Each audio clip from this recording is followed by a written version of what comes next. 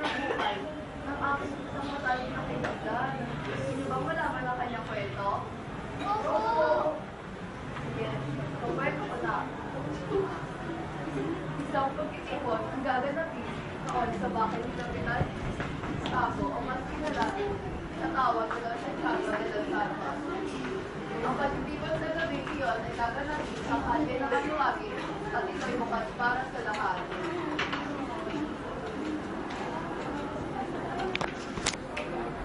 Hindi ba rin sugatid na karamihan sa mga Indio ay mangmang?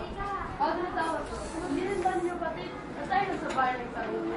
Magdahan-dahan sa implanista. Maaaring masaktan mo si Kapitan Tiago. Matagal na pinagpapalagay ng Kapitan Tiago na naiindinig ang Indio. Inuulit ko, wala nang higit pa sa kamangmangan ng mga Indio. Lalo kumaba ang kanilang usapan na naisalumpa ni Padre Sibila kay Padre Damaso ang tungkol sa pagkakalibat ng matandang pura. Ngunit ito ay biglang natigil nang dumating si Kapitan Tiago kasama si Crisostomo Ibarra.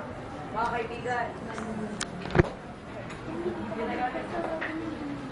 pinagagala ko ipakilala sa inyo kung tanging dahilan ng kasasalang ito. Ang anak ko na sila ang kaibigan, si Juan Crisostomo Ibarra.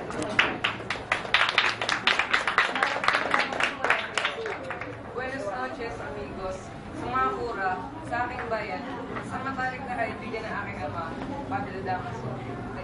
Patawarin po ninyo ako sa aking pagkakamali. Hindi ka nagkakamali, Iho. Ako nga si Padre Damaso. Ngunit, kailanman, hindi ko naging matalik na kaibigan ng mga kawan.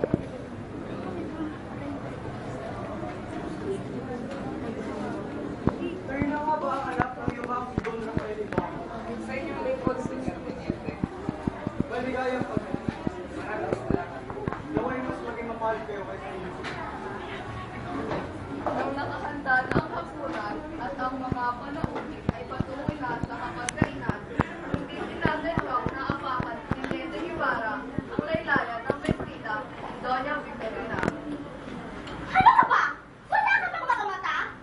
Ipagpauwinin po ninyo. Ako lamang po ay nakamatid sa kulot ninyo. Sisimulan na ang hapunan. Isang hapunang pagsasaluhan ang mga opinyon ng mga panaunin tungkol sa bayang kinabibilangan at sa bagong dating na si Ibarra.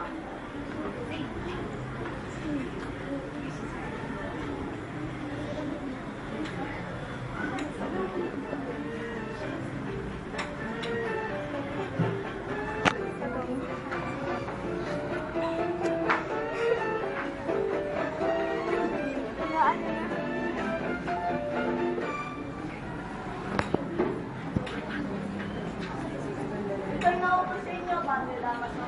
Para sa inyo, Padre Sibila. Kayo ang mas kilala sa bahay na ito. Inuulisan at babaeng may bahay. Ako po ang ito'y naupo sa inyo, alang-alang sa pamamahala, katungkulan at kasandaan. Tanging katandaan lang ang pantimiti. At saka pa'y ikaw ang pura sa lugar na ito. Pagkat ninyo pinag-uutos, ako'y sumusunod. Hindi ko pinag-uutos sa inyo. Hindi ko pinag-uutos. Teniente! Dito'y nasa lipunan tayo, wala tayo sa simbahan. Ang upuang ito'y naupag para sa inyo. Hindi ba sa akin? Kapitan Tiago, hindi ba kayo makikisalo sa amin? Huwag mo na kalalahan. Isipin natin ang pagkasalang ito, isang pagkasalamat, sa mga nabibit, alang-alang sa iyo. Mga katulang, dali at ilabas nyo na ang tiwala. Sadyang nagsaluto ako ng tiwala para sa inyo.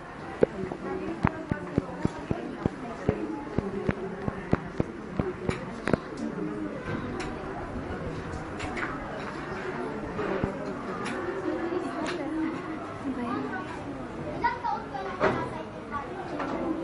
Sumigit ko muna po sa bito. Kung gayon, maaaring nalikod nila ako. Malayong malayo po. Kahit ba nalimutan ako ng aking bayan, kailan may hindi ko malilimutan ang aking kailangan. Ano po ibig mo sabihin? Ang ibig kong sabihin, isang taon na ngayon, hindi pa rin ako nakakatanggap ng liha mula sa bayan ko, na para bang isa akong banyagang bilang kung kailan, paano nakatay ang kanyang ama. Ay, kayo pala. Pino, saan kayo galing ako? Hindi man naman makakita mga bitawan. Noong kami inasal, yung mga pinakasayin na iwan. Ginang, itong lilangan po ay nasa Alemania at Bologna po. Nakilala ko sa isa sa Erasmus. Wala akong pagkabat sa Sofia, na nagsumalang sa Ngunit ang tagal, hindi siya kilala. Maaaring nakilala ko po siya, ngunit hindi ko na po matandaan. Subalit, hindi niyo siya mapagkakamalan. Sa kasamaang palad nga ako, hindi ako nakapagsalita raw ng Kastila. Si Adriana po. Gina, ginagamit ko po ang wika ng bayang pinaroroonan ko.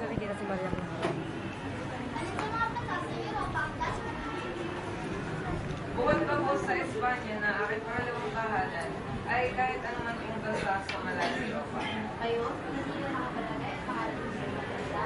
Ano ang pinakamalagang Mahalaga, bukod sa mga bagay-bagay, bawa sa pamumuhay ng mga bayan, sa lipunan, sa politika, sa kabuuan, sa religiyon, ano pa sa kalahatan. Kabuuan, bago pagdalaman ng isang bayan, sinisita po alamin ang mga kasaysayan nito at ang mga bagong nangyayari dito. Lagi ko pong nakikita na ang mga kasaganaan at kaluhaan ng mga bayan ay may tiyak na kaugnayan sa kanilang kalayaan at kaibigan. Sa makatuwid, nasasaling ang mga ito sa pagsusumikap o sa malabis na pagmamahal sa sarili na kanilang mga sinundan. Lahat. Wala ka na bang nakita kundi yan? Sinayang mo yung salapi upang mapag-aralan mo simpleng bagay tulad na. Bawat bata ay alam yan. Mga Ginoo, huwag sana kayong magtaka sa pagpapalagay na pinapakita sa amin ng aming dasura. Sapagkat ganyan din lamang po ang pagpapalagay niyo sa akin nung ako'y bata pa. Ngunit pinasasalamatan ko rin po sila sapagkat natatandaan ko ang mga araw kung saan siya'y pumupunta sa aming tahanan upang saluhan ng aking ama. Mga Ginoo, pahintulutan niyo ako, ngunit ngayon ay may mas dapat at mas mahalagang importanteng bagay pa ako na dapat nasunod. Ang importanteng bagay o parte ng hapunan ay tapos na. Mga Ginoo, lahat ay sakal ng Espanya ang Pilipinas. Huwag ka muna umalis, paparating na si Isabel kasama si Maria Clara. At paparating na rin ang bago ng ulas. Pasensya na po, Kapitan Tiago, ngunit ngayon ay may mas dapat na importanteng bagay pa ako na aasusunod.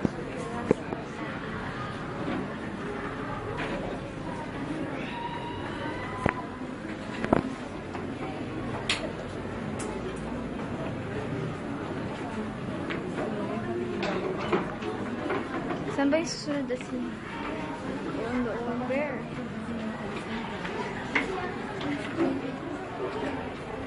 Saan ang susunod na scene? Hindi ko po alam. Sabihan mo itong mga to ha, palayasin mo.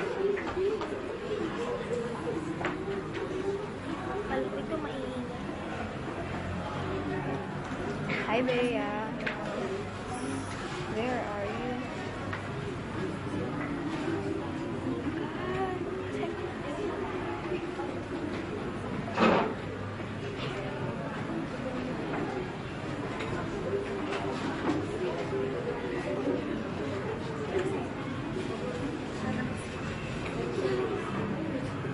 Santiago, narito na si Maria Clara. Mga Ginoo,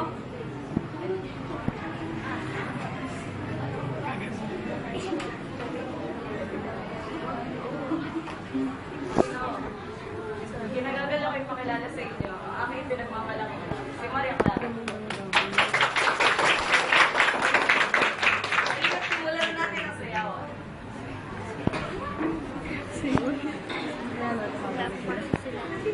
Uy, ay, paalis na sila. Diyan sila. Alam ko. Ay, wait lang. Di ko alam. Wait lang. Di ko alam. Di ko alam.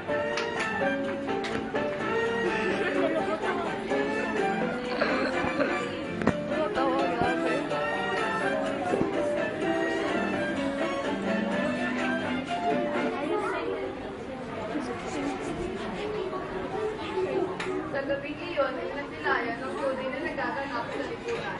Ang kapangyarihan ng mga bayan, kaalaman ng isang pinaka at kagandahan ng Ba? isang Ang gulo niyo. Sa gabi iyon, natuklasan ng mga mangyayari at sagot sa mga tanong ni Ibarra tungkol sa kanyang ama, si Don Rafael Ibarra. Sakali maraming tao, wala si Ibarra sa maiisip habang siya ay Nandun pala. Nasang naman ito ang may gamay na sumatok sa kanyang balikat.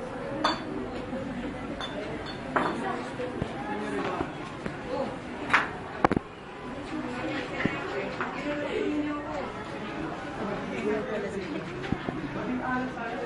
Love. Love. Hindi na may nalalaman ko. Maaari ba yung sabihin sa akin? Saan ba kayo nalala? Oo, inaalis ko na nga. Kung nakaalam ko, namatay ang iyong ama. Bilang buwan, nakulong po ang aking ama. Maaari ba